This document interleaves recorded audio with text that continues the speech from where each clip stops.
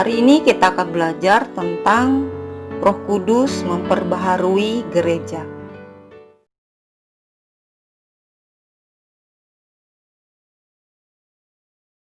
Shalom, selamat pagi. Halo. Pagi. Ya, Pagi, Bu. terima kasih ya atas kehadiran kalian untuk pelajaran kita pada hari ini. Ibu persilahkan kepada anak Ibu yang memimpin kita dalam ibadah pagi hari ini. Silahkan. Ayo, Bu. Marilah kita berdoa. Allah Bapa yang bertahta dalam kerajaan sorga yang kami sembah Kristus, terima kasih Engkau telah bernapas Tuhan bersama Tuhan Yesus. Terima kasih juga Engkau telah menemani kami dari tadi malam hingga pagi hari ini.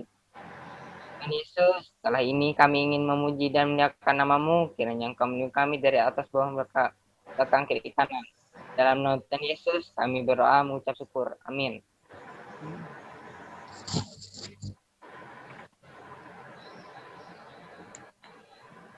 Marilah kita menyanyi kecaplah dan lihatlah.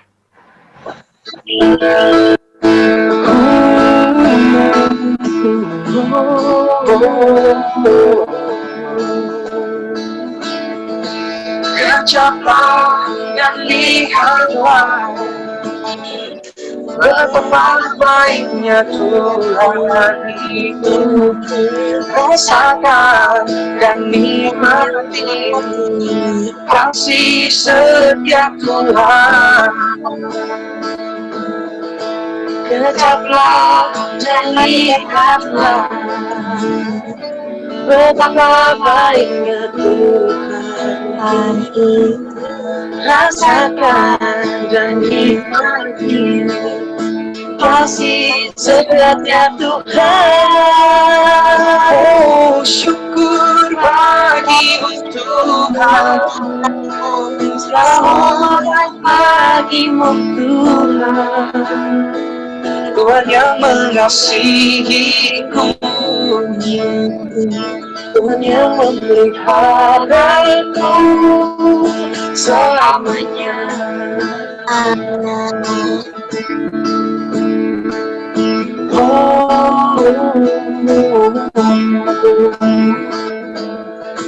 Kecaplah dan lihatlah betapa baiknya Tuhan itu. Rasakan dan nikmati kasih setia Tuhan. Syukur bagimu Tuhan, selamat bagimu Tuhan. Tuhan yang mengasihiku, Tuhan yang memeliharaku. Oh, syukur bagimu Tuhan, selamat bagimu Tuhan. Tuhan yang mengasihiku, Tuhan yang memeliharaku selamanya. Syukur bagimu Tuhan, selamat bagimu Tuhan. Tuhan yang mengasihiku, Tuhan yang memeliharaku. Syukur bagimu Tuhan, selamat bagimu Tuhan. Tuhan yang mengasihiku, Tuhan yang memeliharaku selamanya.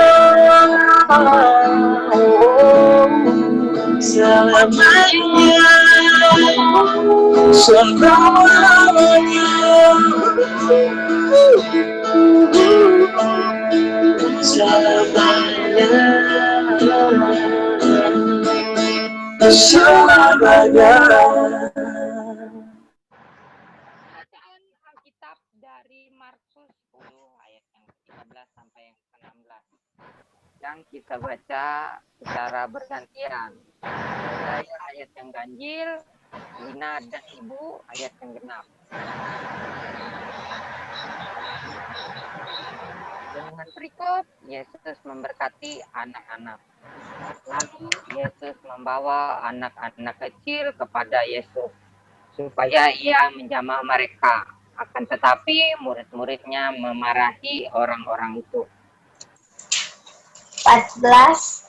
Ketika Yesus melihat hal itu, ia marah dan berkata kepada mereka, "Biarkanlah anak-anak itu datang kepadaku. Jangan menghalang-halangi mereka, sebab orang-orang yang seperti itu yang punya kerajaan Allah. Aku berkata kepadamu, sesungguhnya barang siapa yang menyebut kerajaan Allah seperti seorang anak kecil, ia akan masuk ke dalamnya." Lalu ia meluk anak itu dan sambil meletakkan tangannya di atas kepala mereka, ia memberkati mereka. Dalam mendengarkan firman Tuhan dan melakukannya hari lepas hari. Amin. Sekali lagi kita menyanyi. Ikut di Kau saja Tuhan.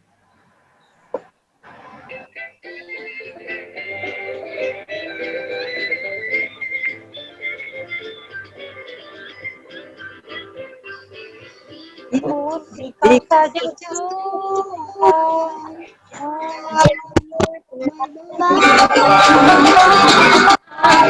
Zaman dan sentosa hanya oleh darah. Aku ingin ikut Kau dan mengabdi padamu. Engkau juru selamat, bahagia.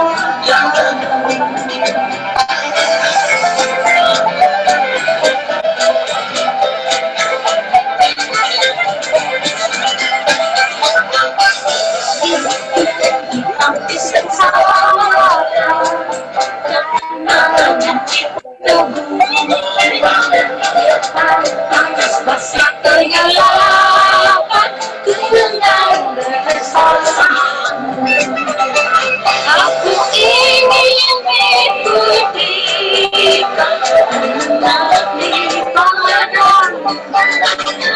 Dalam Kau juru selamat, bahagia.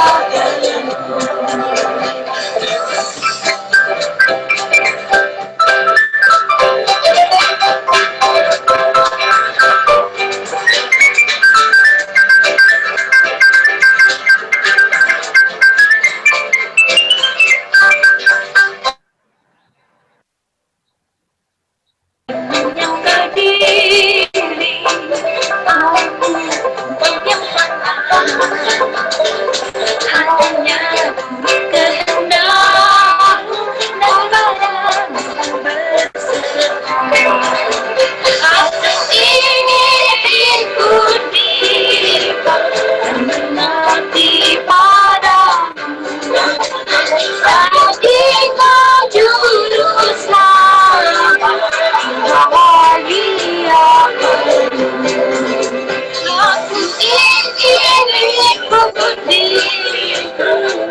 mengabdi padamu. Jadi Kau juru selamat,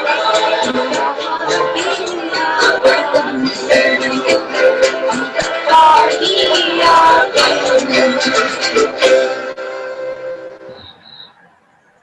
Ibadah kita selesai. Tuhan Yesus memberkati. Sudah. Ya, materi kita pada hari ini tentang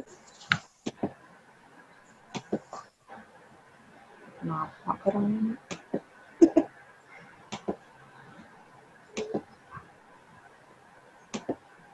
Roh Kudus memperbaharui gereja. Adapun kompetensi dasarnya adalah memahami peran Roh Kudus dalam memperbaharui kehidupan orang beriman. Kemudian untuk indikatornya mengakui peran Roh Kudus dalam memperbaharui kehidupan orang beriman. Kemudian untuk keterampilannya, Ibu harap kalian nanti bisa membuat doa yang berisikan permohonan dari pimpinan Roh Kudus. Adapun tujuan pembelajaran kita hari ini dengan model pembelajaran discovery learning, siswa dapat menganalisis nilai-nilai Kristiani, itu berupa kesetiaan, kasih, dan keadilan dalam kehidupan. Kemudian menganalisis keberadaan Allah sebagai pembaharu kehidupan manusia dan alam. Nah, Ibu mau tanya ini, siapa yang tahu arti nilai? Bu. Saya. Saya, Bu. Saya. Ya, Ya, Bu. kan Pepri? Nilai itu angka yang diberikan kepada seorang untuk kemampuan pengetahuannya. Wah, hebat Pepri. Coba Aprilina, silakan Aprilina. Menurut saya, nilai itu bisa berupa angka atau huruf yang menunjukkan kemampuan seseorang. Iya, benar. Nilai itu benar bisa berupa angka, bisa juga dia berupa huruf. Nah, nilai itu menunjukkan sesuatu yang berharga, yang bermutu, menunjukkan kualitas, dan yang berguna bagi manusia. Dapat berupa tindakan atau perbuatan atau sikap, bahkan kualitas orang itu dapat dilihat dan dirasakan.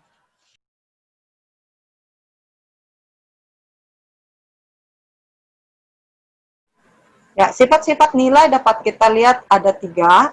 Yang pertama, sifat realistis abstrak, yaitu hanya dapat dinikmati karena tidak dapat diindra. Misalnya kejujuran, ketekunan. Nah, kemudian yang kedua, nilai bersifat normatif, yaitu nilai yang mengandung harapan, cita-cita, dan keharusan berupa norma sebagai landasan manusia dalam bertindak. Nah, norma terbagi atas 2. Apa? Siapa yang tahu? Saya, Bu. Saya, Bu. Silakan Aprilina. Norma tertulis dan tidak tertulis. Ya, benar. Ada norma tertulis dan tidak tertulis. Nah, norma-norma ini terdiri dari ada 5. Ada norma agama, norma kesusilaan. Norma apa lagi, Pepri Arnando? Norma kesopanan, norma kebiasaan, dan norma hukum. Iya, benar. Jadi ada 5 ya, harus kalian ingat. Ada norma agama, norma kesusilaan, ada norma kesopanan, ada norma kebiasaan, dan norma hukum. Nah, sifat yang ketiga adalah bersifat daya dorong dan motivator yang bertindak berdasarkan nilai yang diyakini.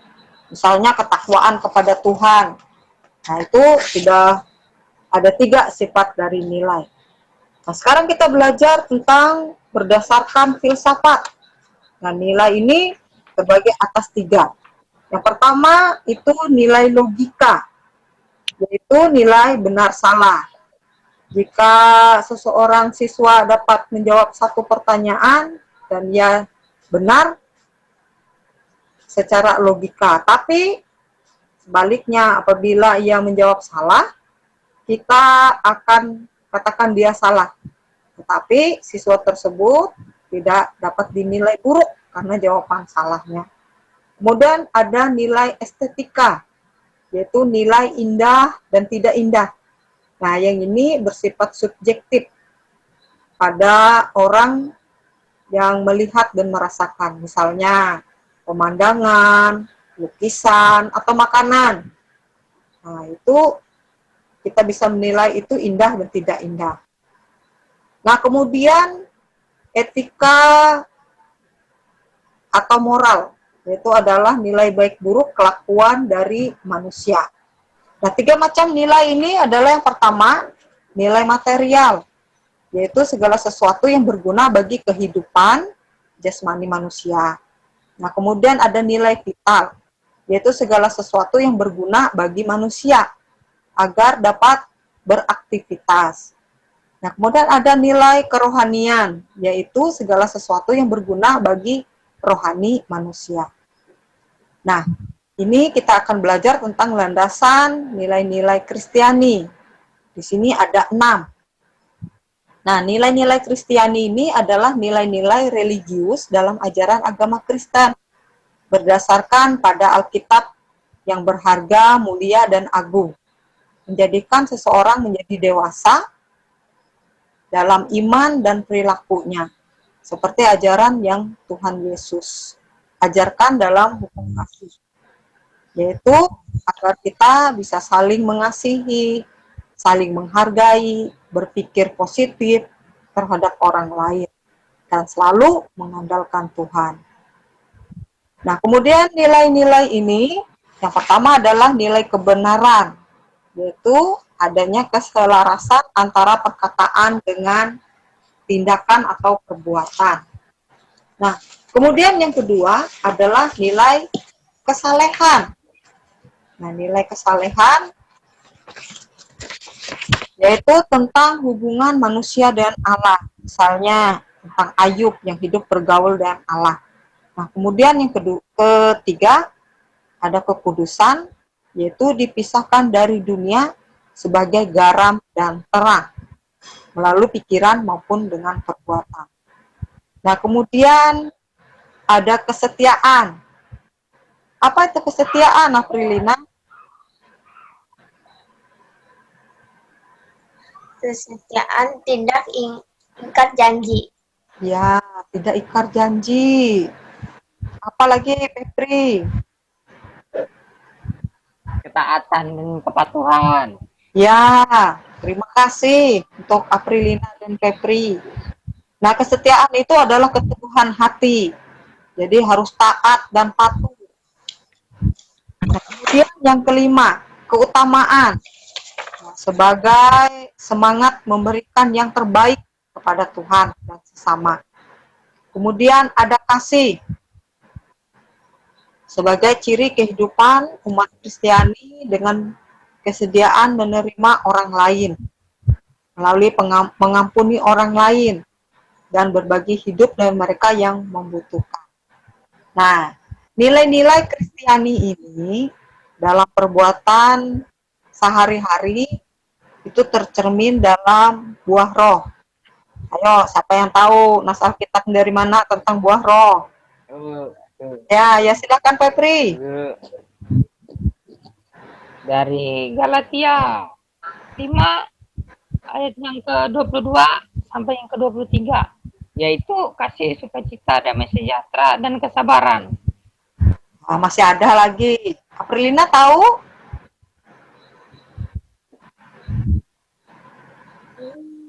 Selain kasih, sukacita, damai sejahtera, kesabaran, Kemurahan, keberanian, kesetiaan, kelemah lembutan, dan penguasaan diri. ya. Jadi semua yang diajarkan Tuhan, Tuhan menginginkan supaya kita bisa menjalankan atau mencerminkan kehidupan kita melalui buah-buah roh. Nah, di sini ada perbedaan antara nilai Kristiani dengan norma. Coba Febri bacakan yang pertama. Berlaku bagi semua orang, Kristiani dimanapun berada, dan sebagai hukum yang tidak berubah sepanjang masa, sebab ukurannya adalah Alkitab. Ya, ukurannya adalah Alkitab. Nah, sedangkan norma adalah sesuatu yang disepakati dalam kelompok masyarakat tertentu sebagai ukuran nilai-nilai hukum, kemudian tradisi yang berlaku di dalam masyarakat tertentu. Nah, jadi Kalau nilai Kristiani itu berdasarkan Alkitab, kalau norma itu berdasarkan komunitas tertentu masyarakat. Dua, sesuatu yang abstrak, apa yang dianggap baik, mulai mulia yang terdapat dalam diri seseorang dan sesuai dengan Alkitab. Ya, jadi sesuai dengan Alkitab. Nah, kalau norma itu adalah ukuran yang konkret yang digunakan masyarakat untuk menilai apakah tindakan yang dilakukan seseorang atau sekelompok orang merupakan tindakan yang wajar dan dapat diterima atau tindakannya itu menyimpang. Nah, kemudian yang ketiga, berlaku secara universal di antara orang Kristen di seluruh dunia. Sedangkan norma itu hanya berlaku universal di lingkungan masyarakat tertentu. Kemudian yang keempat, nilai Kristiani itu bersifat mutlak karena standarnya adalah Alkitab. Sedangkan untuk norma relatif karena kesesuaian dengan situasi dan kesepakatan masyarakat tertentu. Kemudian nilai Kristiani itu pelanggarannya terhadap nilai ini hanya menimbulkan gejolak dalam hubungan dengan Tuhan. Sedangkan untuk norma, pelanggaran terhadap norma akan menimbulkan reaksi dari lingkungan setempat berupa berupa sanksi-sanksi sosial. Gereja sebagai komunitas baru berdasarkan kitab Kisah Para Rasul. Yang pertama, ada para murid berasal dari nelayan yang miskin, yang lemah. Nah, para murid ini berubah menjadi rasul-rasul Yesus yang memiliki keberanian untuk bersaksi bagi nama Tuhan Yesus Kristus. Nah, kemudian yang kedua, gereja menerima orang-orang non-Yahudi yang ingin menjadi bagian dari gereja tanpa mengharuskan mereka menjadi Yahudi terlebih dahulu, atau dan kata lain, tanpa menuntut mereka untuk menjalankan hukum Taurat. Kehadiran orang-orang Helenis, yaitu orang-orang yang berbahasa Yunani dan kemungkinan bukan orang-orang keturunan Yahudi yang bergabung sebagai warga gereja. Karena itulah dalam Kisah Para Rasul ini diangkat 7 orang diaken, artinya sebagai pelayan meja. Nah, kemudian yang ketiga, gereja memberi kedudukan kepada perempuan yang setara dan laki-laki, misalnya menjadi penginjil, yaitu aktif dalam kegiatan misionaris. Seperti yang dilakukan oleh Priscilla, istri Aquila. Mereka berdua bersama-sama menjelaskan firman Allah kepada Apolos. Bisa nanti kalian baca dalam Kisah Para Rasul pasal 18 ayat yang ke-18 sampai yang ke-19. Nah, juga ada yang namanya Lydia. Lydia ini adalah perempuan yang berperan besar dalam pelayanan Paulus. Dalam surat Roma disebutkan nama seorang tokoh perempuan ini, ada juga yang bernama Eunias. Nah, nama-nama ini disebut bersama-sama dengan Andronicus. Mereka berdua ternyata pernah dipenjara bersama-sama dengan Paulus dalam pelayanan mereka. Dalam Roma, pasal yang ke-16, ayat yang ke-7. Kemudian yang keempat, gereja menerima orang-orang yang tersingkirkan. Di sini diwakili oleh sida-sida Ethiopia. Dalam Kisah Para Rasul 8 ayat yang ke-5 sampai ke-39. Yaitu sida-sida ini biasanya ditolak masuk ke dalam bait suci karena secara seksual mereka itu tidak jelas, bukan laki-laki, bukan juga perempuan. Nah, jadi dalam ini bisa kita lihat dalam Matius 19 ayat yang ke-12. Ya, kalau sekarang bisa kita bilang mereka mirip dengan waria. Ya, Ibu persilahkan Pepri dengan Aprilina nanti berdiskusi tentang bagaimana sikap Tuhan Yesus terhadap peran Roh Kudus untuk memperbaharui gereja. Ya, Bu.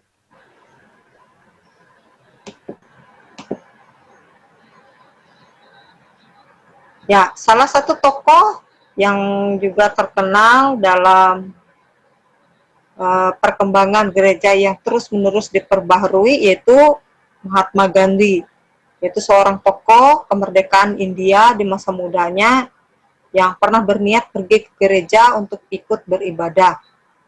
Gandhi ini sangat banyak membaca Alkitab, khususnya kitab Matius. Dia ingin sekali berkenalan dengan Yesus yang diakui sebagai Tuhan oleh orang Kristen. Gandhi sangat terkesan dengan ajaran-ajaran Yesus, dirasanya begitu luhur dan agung. Malangnya, saat dia hidup dan bekerja di Afrika Selatan, di sana orang mempraktikkan membedakan kulit hitam dan kulit putih. Saat Gandhi mau ke gereja, punya orang kulit putih, dia dilarang masuk. Akhirnya dia berpendapat bahwa orang Kristen itu tidak mencerminkan kasih Yesus Kristus yang sejati. Nah, saat itu dia merasakan bahwa orang Kristen itu sangat berbeda dengan Kristusnya. Dan sungguh ini sebagai kritikan bagi orang Kristen agar dalam beribadah di dalam gereja itu tidak usah membedakan satu dengan yang lain. Karena juga di mata Tuhan, orang itu adalah sama di mata Tuhan.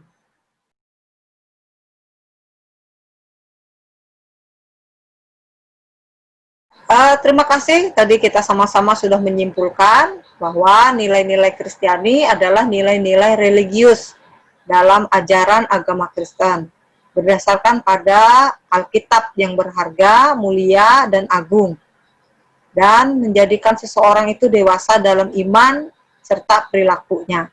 Nah, di bawah pimpinan Roh Kudus, gereja itu menjadi gereja yang terbuka terhadap banyak orang dengan meneladani Yesus Kristus melalui pelayanannya yang tidak memilah-milah.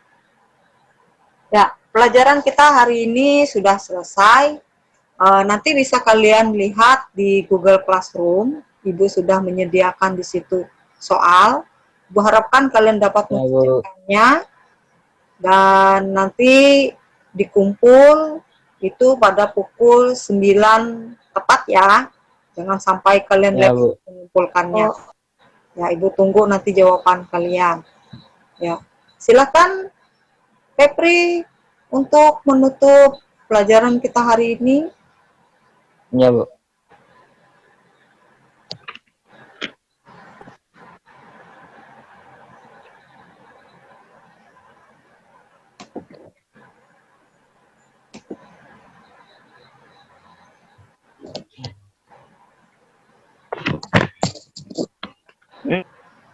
Mari kita berdoa.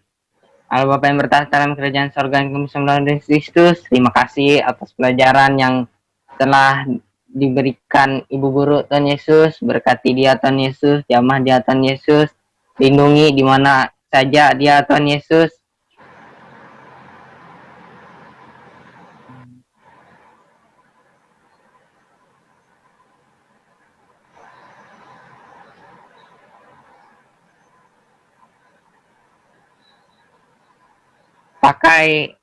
Pakailah hidup kami lihat melayani Tuhan dan sama kami hanya dalam nama-Mu kami bersalah dan mengucap syukur. Diakhiri dengan doa yang telah Engkau ajarkan. Bapa kami di surga, dikuduskanlah nama-Mu, dan kerajaan-Mu, jadilah kehendak-Mu di bumi seperti di surga. Berikan pada hari ini makanan kami cukupnya, dan ampunilah kesalahan kami, jadi kami juga mengampuni orang yang bersalah kepada kami. Dan jangan membawa kami ke dalam pencobaan, tapi lepaskan kami dari yang jahat. Karena Engkau punya kerajaan, kuasa, dan kemuliaan sampai selama-lamanya. Amin. Ya, Ibu ucapkan terima kasih atas kehadiran Febri dan Aprilina dalam pelajaran kita pada hari ini. Semoga kita selalu dalam lindungan Tuhan, selalu dalam keadaan sehat. dan juga sampai jumpa untuk pertemuan kita berikutnya. Tuhan Yesus memberkati. Shalom. Om.